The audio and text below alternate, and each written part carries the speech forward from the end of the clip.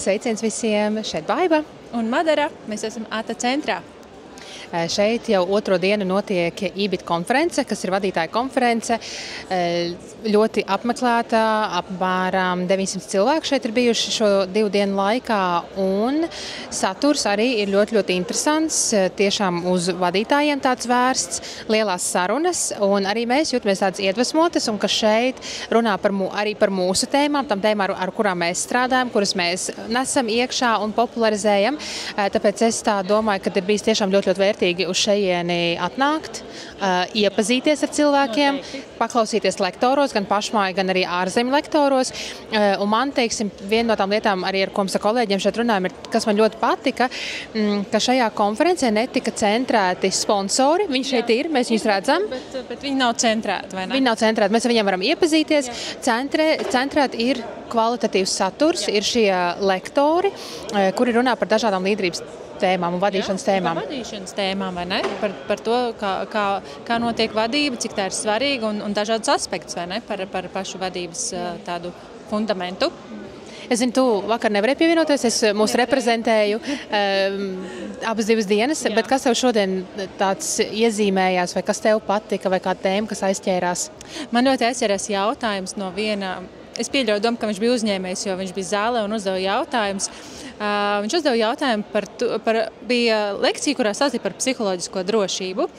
Un ļoti aizķer šis jautājums. Viņš jautāja, vai psiholoģiskā drošība ir mūsdienu trends, vai tā ir tomēr tāda lieta, par kuru cilvēkam šodien būtu jādomā.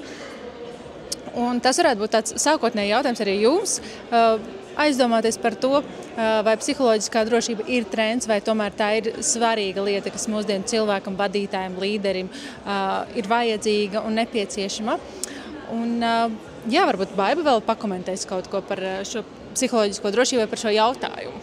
Jā, jautājums bija vietā, jo šis cilvēks tiešām reflektēja uz to, ka par šo tēmu runā tādā globālā līmenī, bet ka Latvijā joprojām psiholoģiskā drošība šķiet kā tāds trends. Un tad viņš arī šo jautājumu Eimijai Gallo, kas bija tātad šī lektora, kas par šo runāja, arī uzdeva. Un lieta ir tāda, ka arī no mūsu pieredzes un no manas pieredzes specifiski strādājot arī ar šīm tēmām ārzemēs, ir tas, ka šī tēma nav nekas jauns. Eimija Edmondsona viņu ieviesa tādā biznesa vārdnīcā vai vārdu krājumā jau 90. gados, līdz ar to tātad šī tēma ir tikpat veca, cik Latvijas atjaunotā neatkarība, bet tajā pašā laikā ir, teiksim, līdz Latvijai tā tēma nav atnākusi tikpat raiti, kā viņa ir, viņa darbojas. Jā, jau kaut kur citur, vai ne? Jā, citās valstīs tieši tā.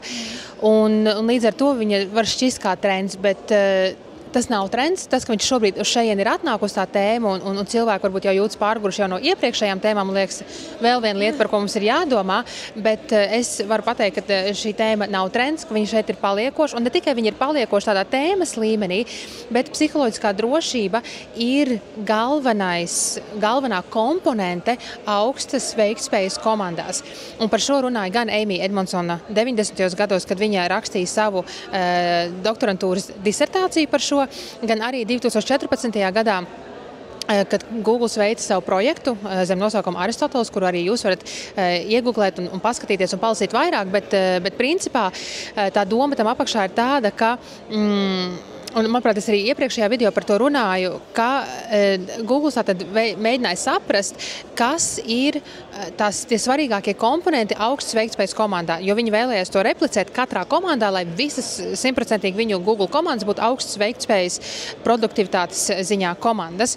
Un tas, ko viņi saprata pēc vairākām iterācijām, vairākiem gadiem šajā projektā, zinātniekiem, datu pētniekiem, psihologiem, bija tas, ka komandai ir nepieciešams vairākas komponentes, protams, bet tā viena, bez kuras neeksistē augstas veiktspējas, produktīva, iekļaujoša, inovatīva un vispārējais komanda, tā ir psiholoģiskā drošība. Un paturot šo prātā, es domāju, ka ir tiešām vērts teikt un varam droši teikt, ka šī tēma nav trends. Viņa varbūt ir jauna tēma kaut kādā ziņā, kas ir ienākusi Latvijā, bet šī tēma ir absolūti fundamentāla sarunās par līderību, sarunās par izaugsmi un sarunās par komandu veidošanu. Par pārmaiņu vadību iespējams arī, vai ne? Jo tāds tāda psiholoģiskā drošība, tas jau ir tāda kā arī pamatvajadzība īstenībā, vai ne? Tāda mūsdienu cilvēkam, kurš virzās un dodās pārmaiņu vadības virzienā un ar sevi strādā, lai to veidotu un pilnveidotu. Šī psiholoģiskā drošība ir jāapzina, jāaptver un jāsaprot pareizi. Jā, pilnīgi precīzi, tāpēc, ka psiholoģiskā drošība ir mūsu pamatvajadzība, un tā ir tā starpība starp to, vai mēs esam un atrodamies tādā patoloģiskā, es teiktu, izdzīvošanas stadijā, jo tajā stadijā īsti neeksistē ne tāda izaugsme, ne tāda mācīšanās, ne inovēšana, tāpēc, ka mēs esam nocietinājušies, un mēs esam izdzīvošanas stadijā. Un pārmaiņas, jebkas, kas mūs velk ārā no mūsu komforta zonas, ir mūsu tādai nervu sistēmai, mūsu kognitīvajai sistēmai, tas šķiet kā drauds mūsu eksistencei, mūsu izdzīvošanai. Un tajā kontekstā, protams, mēs ieejam tajā baiļu tajā zonā, vai nu mēs tā teikt cīnamies tam pretī, vai mēs no tā bēgam, vai mēs sastingstam, kāda jau ir tā teikt mūsu reakcija uz šo impulsu. Un pārmaiņas ir milzīgs impulss, un tāpēc tajā brīdī es pat negribu teikt, ka mēs plānojam pārmaiņas, jo pārmaiņas vispār ir konteksts.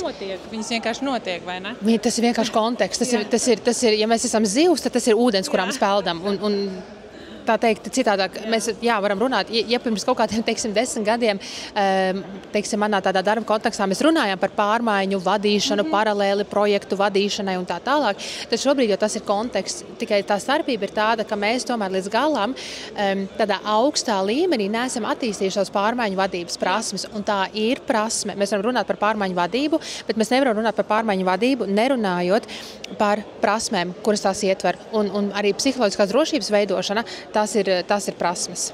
Vēl viena svarīga lieta, ko Eimija minēja savā runā par psiholoģisko drošību, tas bija arī tas, ar ko viņa sāka savu runu, ka psiholoģiskā drošība, tas nav komforts. Viņa arī uzdeva šo jautājumu, vai tu jūties komforti strīdā vai konfliktā. Un psiholoģiskā drošība tas nebūs komforts, bet tas ir tāds diskomforts, kurš ir jāizbauda, vai ne? Jo tas ir uz izaugsmi vērsts, un tajā ir daudz foršas lietas, kas no tā izriet pēc tam. Jā, absolūti. Un arī tās tēmas ļoti sasaucās šajās divās dienās, jo arī vakar profesors Hals Gregersens no MIT arī runāja par to, kā tad mēs varam sevi, tā teikt, izvilkt no tās komforta zonas ārā un kā mēs to varam praktizēt ikdienā ar maziem solīšiem. Un arī viņš runāja par to nervu sistēmas, to psihosomatiskas līmeni, kas mūs notur tādā baiļu un sastinguma stadijā. Arī tad, ja mēs to, teiksim, ikdienā to tā neizjūtam vai tas tā neizskatās, tas dzīvo mūsos tādā nervu sistēmas līmenī. Bet es gribēju tev pajautāt, Baiba, tu biji vakardien es nebiju, kā jau mēs minējām, un Baiba bija vakardienas konferencē, un mēs tikko arī tērzējām ar Olgu Kazāku, kas ir uzņēmuma Olsen dibinātāju un vadītāju. Un vakarien Olga uzstājās arī ar runu, un varbūt var pastāstīt kādu interesantu atziņu, jo es zinu, ka tu arī Instagramā dalījies ar dažiem ierakstiem, kur tev bija kaut kāds neliels pārdoms un refleksijas par tieši Olgas stāstīto. Jā, Olga ir fantastiska, noteikti varat viņai piesakot gan sociālajos, viņa Olsen un partners dibinātāja un vadītāja. Olgas prezentācijas ļoti gaidīja, viņa bija ļoti saturīga, ļoti interesanta prezentācija. Kas ar mani visvairāk rezonēja, tas droši vien bija pāris atziņas, bet viena no tām, kas man tiešām lika padomāt, un es ar šo atziņu dalījos arī vakardien gan ar tevi, gan ar citiem kolēģiem, bija tas, kā mēs, kā līderi, komunicējam, tam ir ļoti liela ietekme uz mūsu darbiniekiem. Un ne jau tikai tādā klišejiskā veidā vai tādā stadijā, bet tiešām atkal tādā nervu sistēmas līmenī, jo tajā brīdī, kad mūsu organizācijā vai mūsu komandā valda cīnisms, valda pasīvā agresivitāte, kad valda reāli vārdarbīgs komunikācijas veids un komunikācijas prakse dažādos veidos. Tas uz mūsu darbinieku nervu sistēmu, uz mūsu darbinieku tādu iekšējo vidi atstāja ļoti, ļoti lielu ietekmi. Tik lielu ietekmi, ka šī ietekme ar šiem cilvēkiem paliek līdz pat 5 gadiem. Tas nozīmē, ka šis līderis, tā teikt, var aiziet, vai šis vadītājs var aiziet no šīs organizācijas, bet nervozitātes tāds stāvoklis, atkal tāds baiļu stāvoklis kaut kur savā ziņā. Ar šo komandu paliek vēl 5 gadi. Un tas, uz ko Olga ļoti aicināja, ir mums kā līderiem, mums kā vadītājiem pievērst ļoti lielu uzmanību un būt ļoti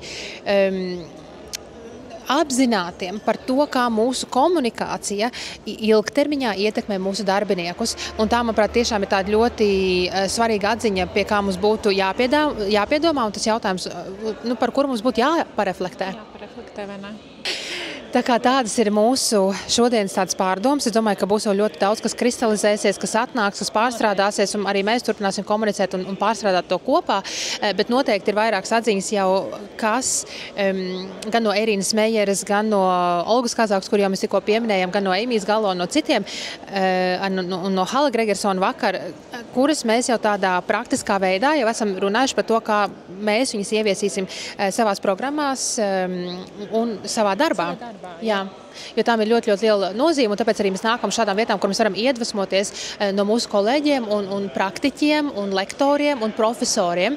Tā kā arī mums ir ļoti liels prieks, ka mēs ar šīm atziņām varam padalīties arī ar jums šādā vidē, jo mēs saprotam to, ka ne visiem vienmēr ir iespēja atnākt uz šādām konferencēm. Tā kā teiksim jums paldies, ka jūs skatāties, ka esat kopā ar mums, un turpināsim dalīties un turpināsim mācīties un augt, vai ne? Jā, noteikti, lai jūs iedvesmo mūsu nelielā saruna un atmosfēra, kurā ir ļoti daudz interesantu cilvēku, un lai forša vasara. Lai forša vasara.